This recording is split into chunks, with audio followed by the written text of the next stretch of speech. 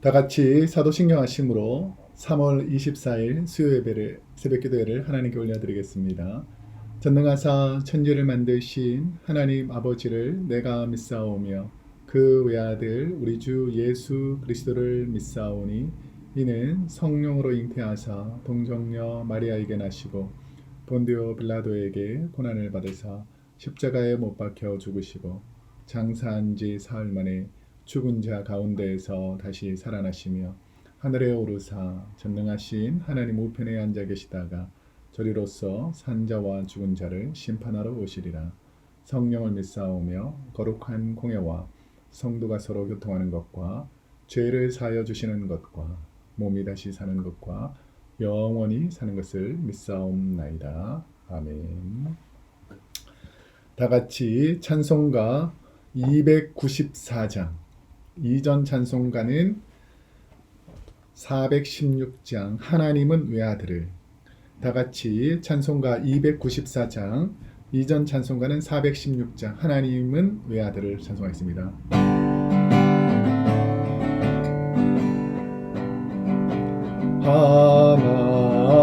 하나님은 외아들을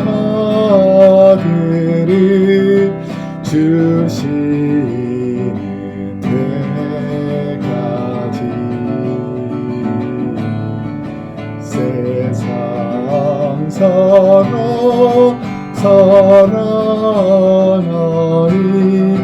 참 사랑이로다.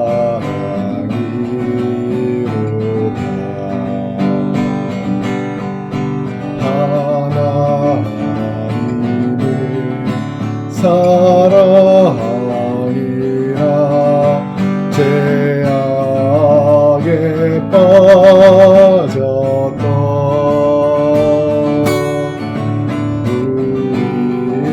우리까지 사랑하니 참 사랑하니라.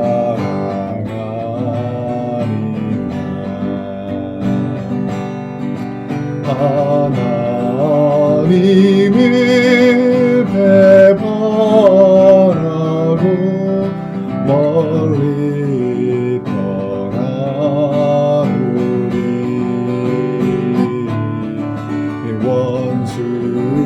원수같이 대적하나 사랑하여 주네. 하나님을 사랑하리라 죄악에 빠졌던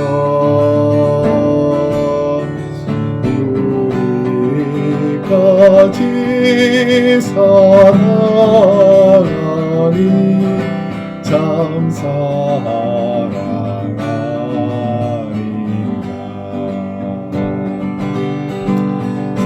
세상 죄를 사하시려 우리 주는 대신 성자 예수 십자가에 고난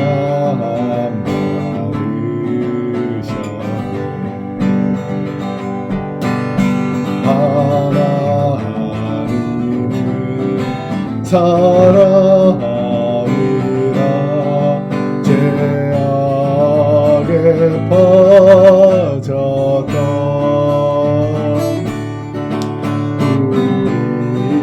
우리까지 사랑하니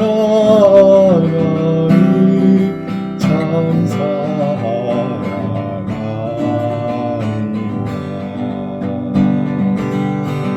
이 사랑에 감사하여 곧 주께 나누라.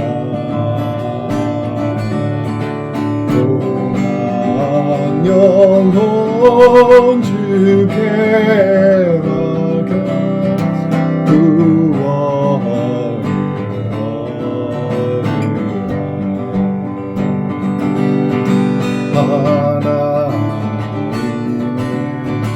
사랑이라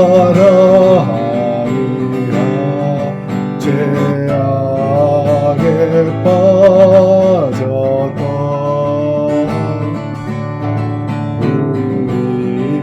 우리까지 사랑하니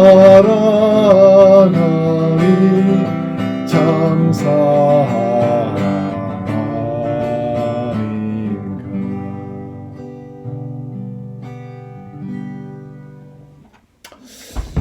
오늘 우리에게 주신 하나님의 생명의 말씀은 신약성경 45페이지 마태복음 26장 1절에서 16절까지 말씀입니다. 신약성경 45페이지 마태복음 26장 1절에서 16절까지 말씀을 우리 한번 한 목소리로 함께 읽도록 하겠습니다. 예수께서 이 말씀을 다 마치시고 제자들에게 이르시되 너희가 아는 바와 같이 이틀이 지나면 유월절이라 인자가 십자가에 못 박히기 위하여 팔리리라 하시더라. 그때 대제사장들과 백성의 장로들이 가야바라 하는 대제사장의 관정에 모여 예수를 흉계로 잡아 죽이려고 의논하되 말하기를 밀란이 날까 하노니 명제는 하지 말자 하더라. 예수께서 베다니 나병 환자 시몬의 집에 계실 때에 한 여자가 매우 귀한 향유 한 옥합을 가지고 나와서 식사하는 예수의 머리에 부으니 제자들이 보고 분개하여 이르되 무슨 의도로 이것을 허비하느냐 이것을 비싼 값에 팔아 가난한 자들에게 줄 수 있었겠도다 하거늘 예수께서 아시고 그들에게 이르시되 너희가 어찌하여 이 여자를 괴롭게 하느냐 그가 내게 좋은 일을 하였느니라 가난한 자들은 항상 너희와 함께 있거니와 나는 항상 함께 있지 아니하리라 이 여자가 내 몸에 이 향유를 부은 것은 내 장례를 위하여 함이니라. 내가 진실로 너에게 이르노니 온 천하에 어디서든지 이 복음이 전파되는 곳에서는 이 여자가 행한 일도 말하여 그를 기억하리라 하시니라. 그때에 12 중 하나인 가룟 유다가 하는 제자가 대제사장들에게 가서 말하되 내가 예수를 너에게 넘겨주리니 얼마나 주느렸느냐 하니 그들은 은 30을 달아주거늘 그가 그때부터 예수를 넘겨줄 기회를 찾더라. 아멘. 오늘은 마태복음 26장 1절에서 16절까지 말씀을 중심으로 당신의 향유를 주님께 드릴 수 있나요? 라는 제목을 하나님 말씀을 함께 나누도록 하겠습니다. 이 세상에서 가장 소중한 존재가 누구냐라고 물어보면 거의 대부분의 사람들은 가족이다 라고 말하게 될 것입니다. 가족이 왜 그렇게 소중하고 사랑스러운가를 생각해 보면 사랑하는 아내와 남편이 한 몸을 이루어서 가장 사랑하는 존재인 자녀를 낳게 되고 부모가 된 아버지 어머니는 자녀를 사랑으로 돌보고 또 사랑하는 자녀는 성장하고 성숙해서 형제들과 그리고 가족들과 함께 사랑을 나누며 살기 때문에 사랑의 공동체, 하나님이 만드신 가장 귀한 사랑의 공동체가 가족이기 때문에 많은 사람들이 가정을 가장 귀한 존재라고 생각하는 것입니다. 예수님께서 죽음이 임박하시고 또 많은 비유를 통해서 그리고 예수님의 비유와 또 예수님의 말씀을 통해서 예수님의 죽음이 임박했다는 것을 주님을 따르던 제자들과 그리고 함께 수종 들던 여인들이 알게 되었던 것입니다.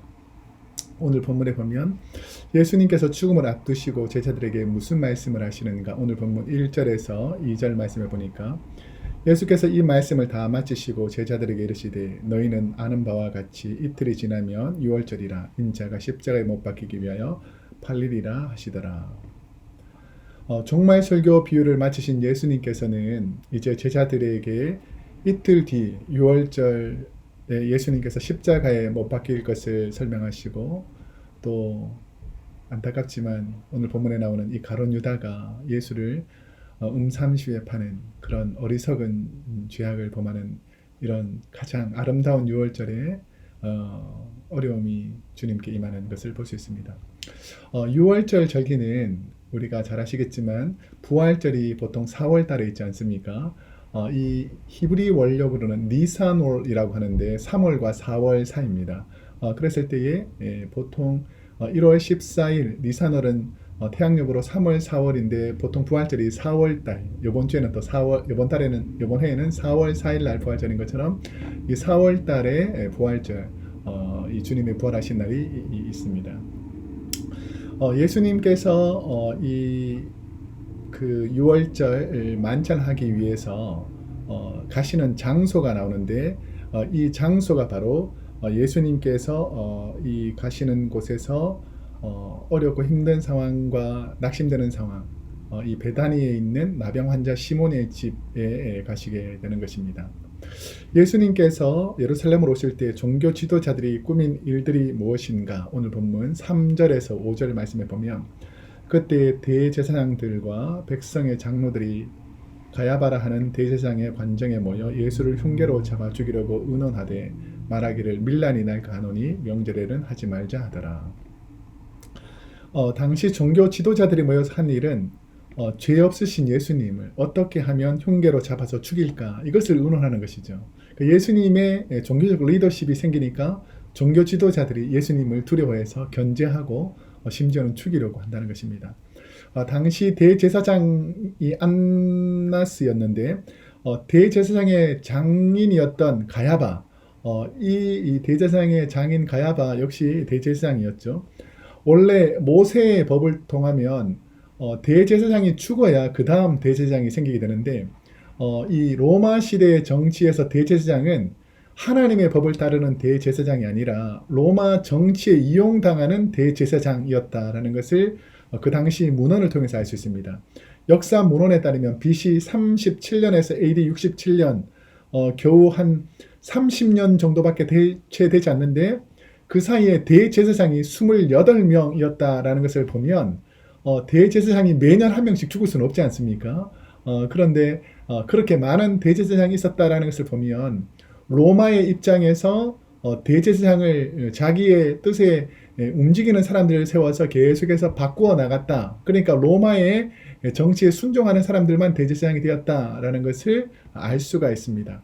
이 부분만 봐도 예수님이 종교적인 문제로 돌아가신 것이 아니라 정치적인 문제로, 힘과 권력의 문제로, 대제사장의 힘을 유지하기 위한 그런 문제로 돌아가셨다라는 것을 간접적으로 알 수가 있습니다.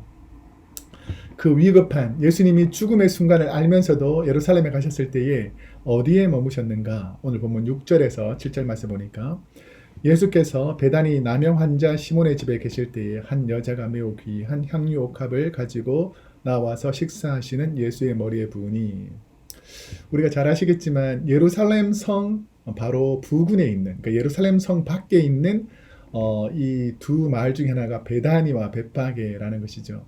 우리가 잘 아시겠지만 베다니에 있었던 이 요한복음 11장에 보면 아주 유명한 한 인물이 바로 예수님께서 죽었다가 살아나게 하신 이 나사로, 나사로의 두 여동생이 마리아와 마르다라는 이 두 동생이 있잖아요. 그래서 죽은 나사로가 죽음에서 살아났을 때에 예수님께서 이 나사로와 마리아와 마르다를 통해서 이 나병 환자 시몬의 집을 방문하였다라는 것을 알 수 있습니다. 그랬을 때 우리 요한복음에 보면 이 나사로도 함께 있었고 마리아도 함께 이 예수님께서 오셨다는 소식을 듣고 나병 환자 시몬의 집에 함께 머물러 있습니다. 자, 그랬을 때에 요한복음을 기준으로 보면 나사로, 자기 오라버니를 살려주신 이 예수님께 너무 감사해서 죽음이 임박하시고 예수님께서 죽음의 순간으로 들어가신다는 것을 아시고 가장 귀한 향유, 이 옥합을 예수님의 머리에 깨뜨려 눈물로 발로 예수님 발을 씻는 이 귀한 일들이 이 한 마리아에게 일어난다는 것입니다. 은혜를 받은 여인은 어떻게 주님께 자신의 받은 은혜를 갚고자 합니까?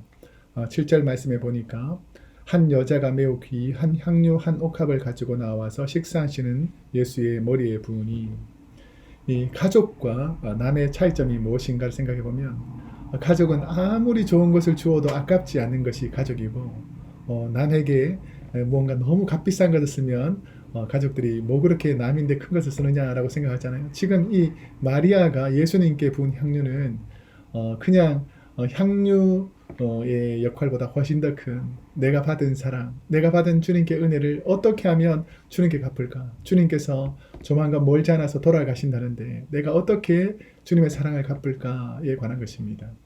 저는 이 부분을 보면서 우리 부모님의 사랑, 우리가 자녀에게 베푸는 사랑, 이것을 생각하면서 많은 분들이 안타까워하는 것이 부모님이 살아계실 때 내가 훨씬 더 잘해드릴 걸, 부모님이 돌아가시기 전에 내가 뭔가 맛있는 음식도 사드리고 좋은 여행지도 여행하고 이런 마음이 들지 않습니까?